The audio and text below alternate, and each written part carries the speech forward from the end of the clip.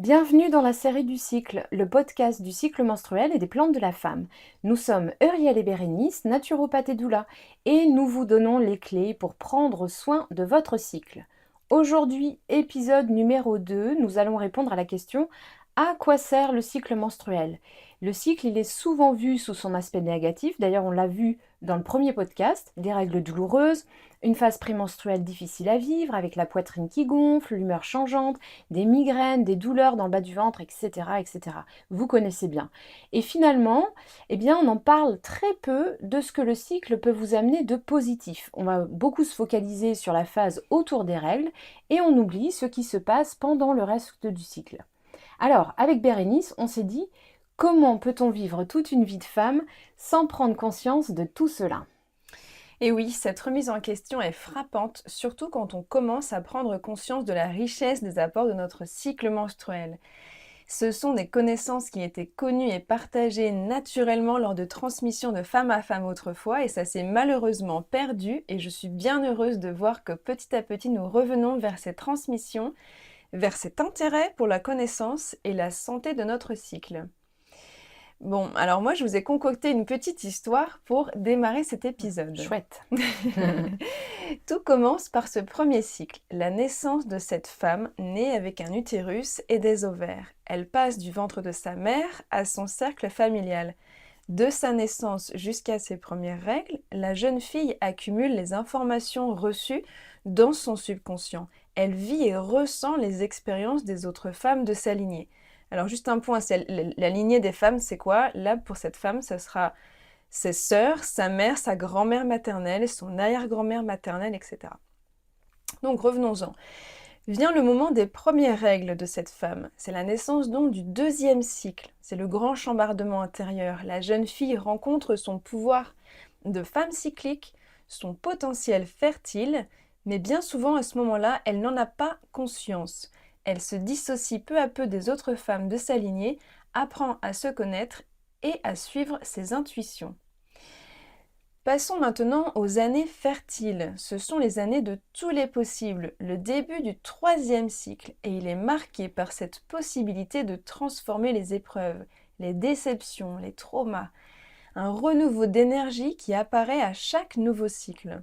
D'ailleurs, la femme en est le témoin pendant près de 40 années, soit près de 300 cycles pour chaque femme. Ouf. Elle vivra peut-être une grossesse, peut-être une naissance, mais ce qui est certain, c'est qu'elle sera en capacité d'un renouveau à chaque début de cycle menstruel. Et ça, c'est merveilleux. La femme, à chaque fois, elle a de nouvelles idées, de nouvelles envies, elle acte des décisions, elle laisse mourir ce qui n'a plus sa place et embrasse ce qui est juste. Cette femme, en fait, elle profite de ces cycles, de ces renouveaux. Et c'est vraiment une chance qu'on a. C'est un épanouissement profond et en même temps, et c'est aussi une grande claque qu'elle se prend à chaque fois que ces cycles l'amènent à des remises en question. Maintenant, venons-en à la femme mûre, je dirais. Cette femme, elle vit son quatrième cycle, celui de la ménopause. Elle est d'abord perdue devant cette perte de repère. Il n'y a plus de cycle, mais lorsqu'elle embrasse ce renouveau durable, elle incarne pleinement son pouvoir de femme, libre de toute cyclicité, et elle se prend beaucoup moins la tête. Elle est au service de sa vie et des autres femmes à venir. Oui, moi j'appelle ça l'âge de la sagesse et c'est vrai que je trouve que c'est pas vraiment mis en avant dans notre société et c'est bien dommage parce que c'est le passage à voilà, une autre étape qui peut être aussi très précieuse. Alors maintenant, on a identifié trois rôles principaux dans le cycle menstruel et le premier, c'est que le cycle menstruel, je dirais, c'est le témoin de la bonne santé de la femme. Alors en moyenne, une femme en France, elle a des cycles menstruels pendant environ 40 ans. En général, les premières règles, elles arrivent vers l'âge de 11-13 ans et la ménopause aux alentours de 50 ans. Donc pendant 40 ans de sa vie, une femme vit selon son cycle. Sachant qu'en France, l'espérance de vie des femmes à la naissance est de 85 ans, ça je vous donne les chiffres de 2022, donc c'est quand même des chiffres assez récents, ce qui veut dire que la période menstruelle, ou comme tu dis Bérénice, la période fertile, elle occupe la moitié de la vie d'une femme, attention, et pourtant on va tout faire pour cacher ce cycle que l'on ne veut pas voir, que l'on ne veut pas subir, c'est complètement dingue. Et pour la majorité des femmes, et attention, des hommes aussi, le cycle féminin, souvent, ça se réduit à l'alternance de l'ovulation et des règles. Ovulation, règles, ovulation, règles. C'est la capacité d'une femme à être enceinte et à mener une grossesse. C'est vrai, mais attention, c'est complètement réducteur. C'est pas seulement ça le cycle. Et d'ailleurs, comme souvent, l'ovulation, les règles, la période entre les deux, elles sont très inconfortables. Eh bien, on en vient à vouloir cacher, atténuer et même supprimer cette ovulation et ces règles. En tout cas, eh bien, tant qu'on n'en a pas besoin et qu'on n'a pas envie d'être enceinte et d'avoir un enfant, quoi. Et quand on vous a posé la question, qu'est-ce qu'un bon cycle menstruel? Et puis aussi dans nos pratiques de naturopathe et de doula, hein, Bérénice, on a compris que pour beaucoup d'entre vous, bah oui, il y a de la douleur, il y a de l'inconfort, il y a des gonflements, des changements d'humeur et tout un tas de variations désagréables qui sont souvent associées au cycle. Sans compter les pathologies hormonales féminines, bien sûr, qui sont très présentes. L'endométriose, ça touche une femme sur 10, le SOPK une femme sur 10, voire même on pourrait dire une femme sur 7 hein, maintenant.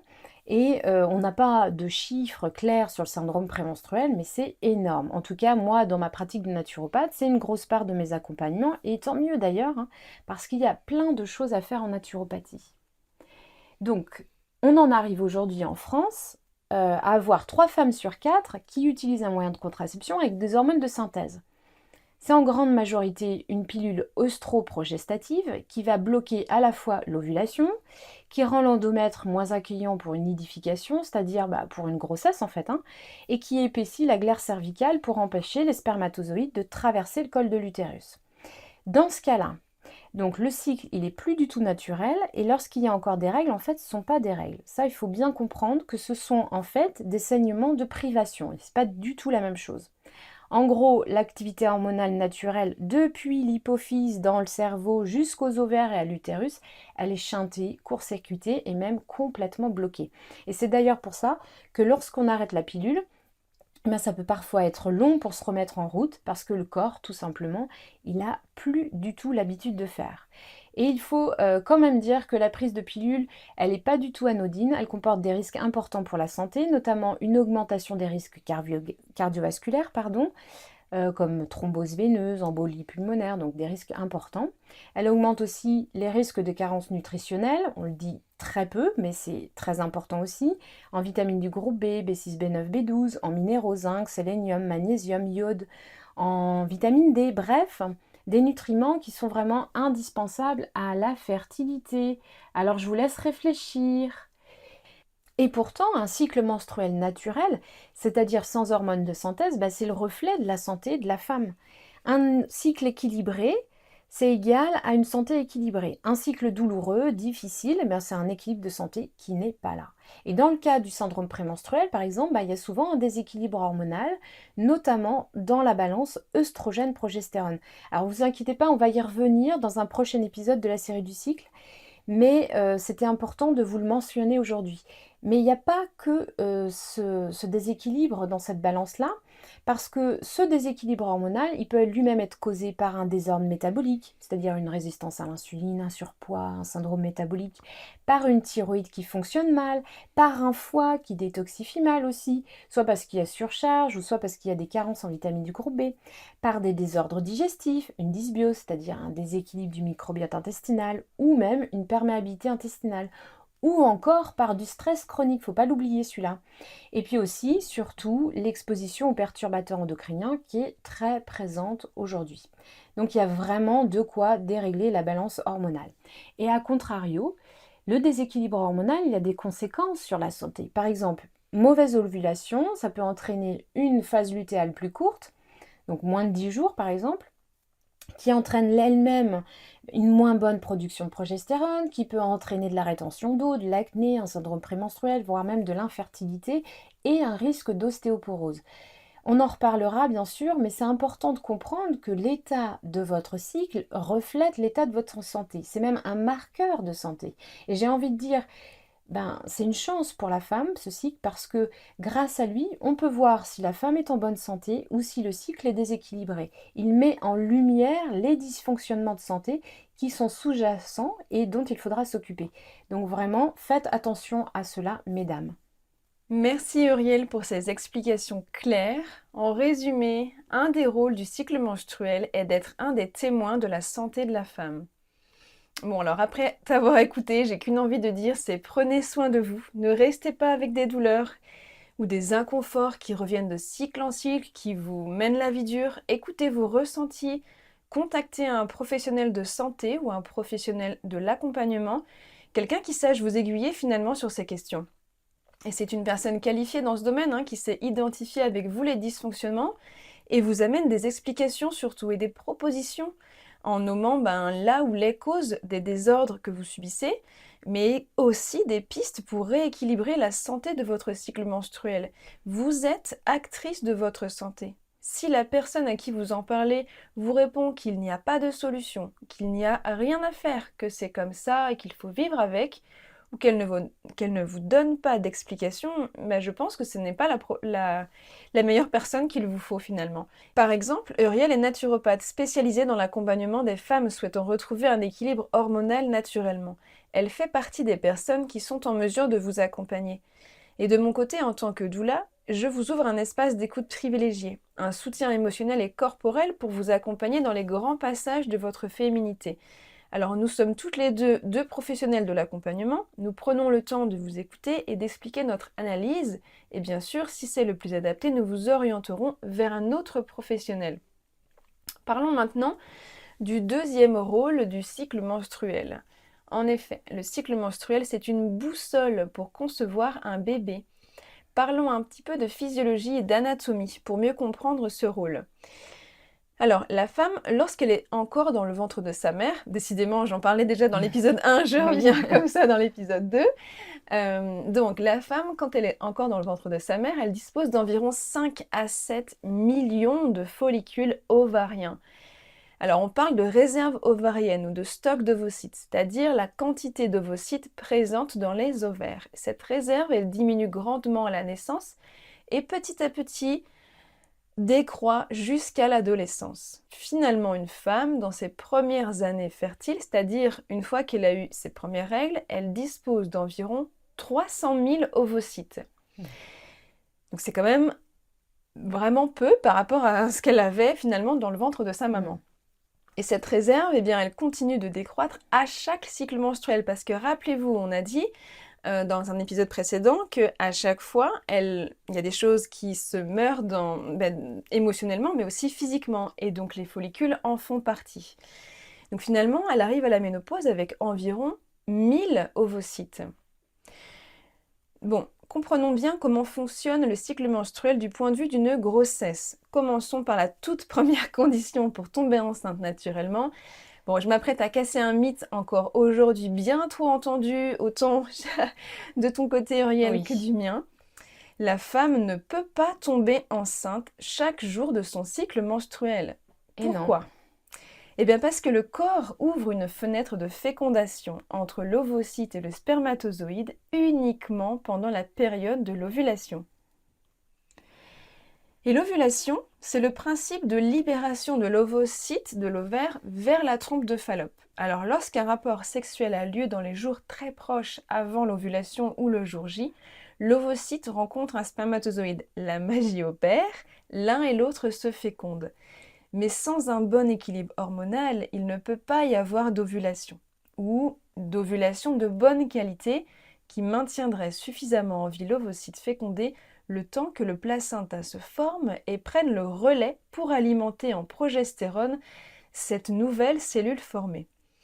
Et ce relais intervient quand même environ 2 semaines après la fécondation, donc on a besoin de cette progestérone, on a besoin de cette ovulation de qualité, de ce cycle menstruel de bonne qualité. Et tu veux dire que la condition sine qua non pour avoir un bébé, c'est d'avoir une bonne ovulation et un rapport sexuel pendant cette fenêtre. Donc pendant la fenêtre d'ovulation, c'est quoi? C'est une fenêtre de 3 jours, tu dirais, à peu près? Et oui, et le corps de la femme est vraiment bien fait, parce que s'il y a une ovulation de qualité, la femme va sécréter en masse l'hormone progestérone qui assure la viabilité de la cellule fécondée. Et s'il n'y a pas eu de nidification, ou qu'elle n'a pas survécu le premier jour du cycle, c'est-à-dire le jour 1 des règles, le corps évacue l'endomètre. Les règles arrivent. Ça dure plusieurs jours pendant lesquels il y a une quasi-absence d'activité des hormones dans le corps de la femme. Ensuite arrive la GnRH, cette neurohormone analyse plusieurs données telles que l'équilibre hormonal, l'équilibre thyroïdien, l'alimentation, le sommeil, la réserve graisseuse et la masse musculaire ou encore le degré de stress et le bien-être de la femme. Et oui, ça compte, hein, mine Oui, de rien, beaucoup de choses. il y a beaucoup de choses. Ouais.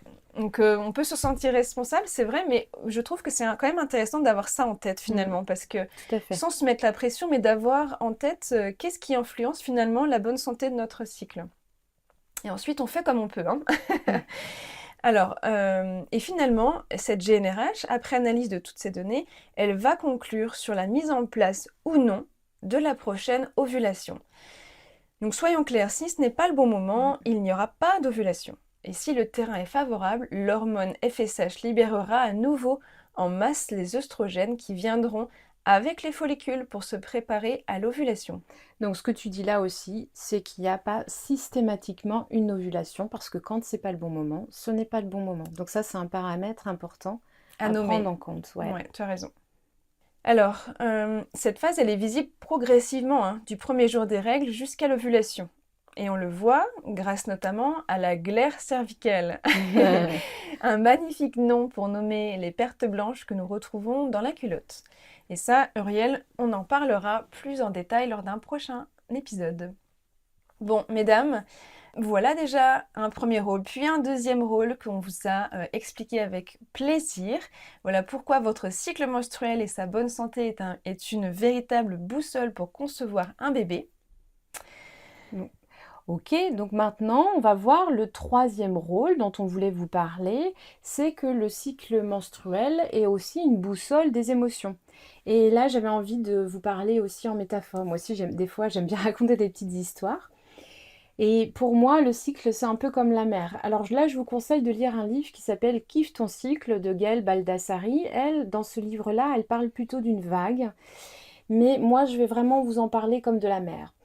Et le cycle, c'est comme la mer sur laquelle on se laisse porter. Alors certaines, elles vont parler de montagnes russes à des moments. Donc là, c'est vraiment quand le cycle est déséquilibré et que ça se passe mal et qu'il y a un syndrome prémenstruel, par exemple. Mais sinon, ouais, c'est vraiment la mer. Donc au début, la mer, elle est à l'étal, plutôt marée basse. Ça, c'est la période des règles. Donc tu l'as dit, Bérénice, il n'y a pas beaucoup d'hormones à ce moment-là, elles sont au plus bas. La femme, elle se fait petite, elle se repose, elle prend soin de soi, d'elle. Et au niveau émotionnel, bah, c'est plutôt calme, en recul et en introversion. En fait, la marée, après, elle va continuer, la marée, elle monte et les œstrogènes augmentent jusqu'à la période de l'ovulation. Là, dans cette deuxième phase, en fait, il y a un regain de motivation, il y a de l'envie, il y a de la niaque, c'est plutôt positif. Et c'est une période bah, de nouveaux projets, de créativité. Ensuite vient l'étale de la marée haute. Donc là, c'est la période de l'ovulation. Période très courte, hein, on l'a dit. Il y a plus d'impulsivité, d'envie d'aller vers l'autre, de coups de folie. C'est très court, c'est très rapide et ça va très vite. Et enfin vient la période de la marée descendante qui va tranquillement vers les règles. C'est la période la plus intransigeante au niveau émotionnel. Il y a beaucoup de remises en question. On voit surtout ce qui ne va pas, on voit le négatif. Et quand je dis souvent, quand certaines thématiques elles reviennent régulièrement dans cette période-là, ben, c'est que c'est vraiment important et qu'il est temps de s'en occuper. Et même si on arrive à faire avec pendant le reste du cycle, eh bien pendant la phase prémenstruelle, ces thématiques-là, elles reviennent, elles tambourinent à la porte pour dire «Eh, mais ça va pas du tout ça, c'est pas bon pour moi, faut que je change ça». C'est vraiment important de prendre ça en compte aussi. Après, si vous voulez pas écouter ce que le cycle a à vous dire, voilà, c'est votre choix, c'est notre choix, et il y a des périodes où on peut choisir de faire ça mais c'est aussi passer à côté de soi et de ses besoins. Donc aujourd'hui, beaucoup de femmes n'ont pas conscience de l'importance d'être femme, de vivre son cycle, et quand tout se passe bien, bah, il n'y a pas de mauvaise période finalement. C'est juste des phases qui sont différentes, qui amènent des sensations, des émotions, des comportements qui sont différents. Et quand on prend conscience de ça pour nous, eh bien je trouve que ça amène une force et une puissance. Exactement, Uriel. En période de règles, la femme est dans son hiver intérieur. Donc moi, je vous propose, c'est ça, une autre métaphore. Et tout aussi intéressante. Après, ça, vous verrez comment vous arrivez à vous imaginer votre propre cycle menstruel. Donc pendant la période de règles, la femme est dans son hiver intérieur. Nous vous invitons pendant cette phase à écouter autant que possible vos ressentis, si votre corps a besoin de repos, de lenteur, de chaleur, de lâcher prise ou d'être cocooné. Côté émotionnel, la femme est très vulnérable, elle est fatiguée et en même temps elle est dans une phase d'acceptation de ce qui est passé. Alors c'est le moment de se prioriser autant que possible pour recharger les batteries et démarrer ce nouveau cycle. Ensuite, en phase pré-ovulatoire, c'est le printemps. La femme, elle est positive, enthousiaste face au nouveau challenge. Elle est curieuse et pleine d'entrain. C'est un renouveau qui est bon de laisser venir petit à petit jusqu'à la phase de l'ovulation. Donc allez-y doucement, sinon vous allez griller l'énergie trop vite et ensuite c'est fichu. Parce que lorsque l'énergie est au summum, c'est l'été. Cette phase de maîtrise de soi, de gratitude, de plaisir, la femme est super productive, pleine de créativité. D'ailleurs, si on veut monter un podcast, c'est quand on est en pleine ovulation. La femme, elle prend des décisions, elle réalise des projets, elle est émotionnellement toute ouverte. Vient ensuite la phase post-ovulation, prémenstruelle, c'est souvent la moins appréciée des femmes, c'est l'automne. C'est souvent une phase difficile émotionnellement. La femme, elle fait face à un repli vers elle-même. Elle est intransigeante, elle est pleine de discernement, provocatrice et surtout impatiente à fleur de peau. Elle a besoin finalement de lâcher prise. Mais ça, c'est pas facile de lâcher prise et encore moins pendant cette période. Et c'est d'ailleurs dans ces jours-là que l'entourage a souvent tendance à dire « mais t'as tes règles ou quoi ?» Ben non, c'est plutôt à la phase avant. Ouais, bon, il y a tellement à dire et à expliquer, à informer sur ces phases et les apports des plantes pour vous soutenir, mesdames. Et nous reviendrons sur chacune de ces phases dans des prochains épisodes. Oui, parce qu'on pense vraiment que mieux informé, on peut mieux être actrice de notre cycle et bien le vivre. Et quand je pense que pendant des années, voilà, on peut vraiment passer à côté de son cycle, rendez-vous compte de la richesse de notre pouvoir cyclique. Donc finalement, à quoi sert le cycle menstruel? Eh bien, je dirais que ça sert à se connaître, tout simplement. Merci à vous Merci et bonne beaucoup. réflexion. Au travers de ce podcast, on veut vous amener à vous connaître, savoir quand vous avez besoin de ralentir et quand vous avez l'énergie de vous mettre en action. Merci d'avoir écouté. C'était Euriel, naturopathe et masseuse. J'accompagne avec la naturopathie les femmes qui souhaitent retrouver un équilibre hormonal naturellement. Et Bérénice, je suis doula et je vous ouvre un espace d'écoute privilégié, un soutien émotionnel et corporel pour vous accompagner dans les grands passages de votre féminité. Rendez-vous le mois prochain, merci encore et en attendant, allez faire un tour sur nos réseaux. Pour vos questions et vos commentaires, nous y répondrons dans un prochain épisode. À bientôt! À bientôt!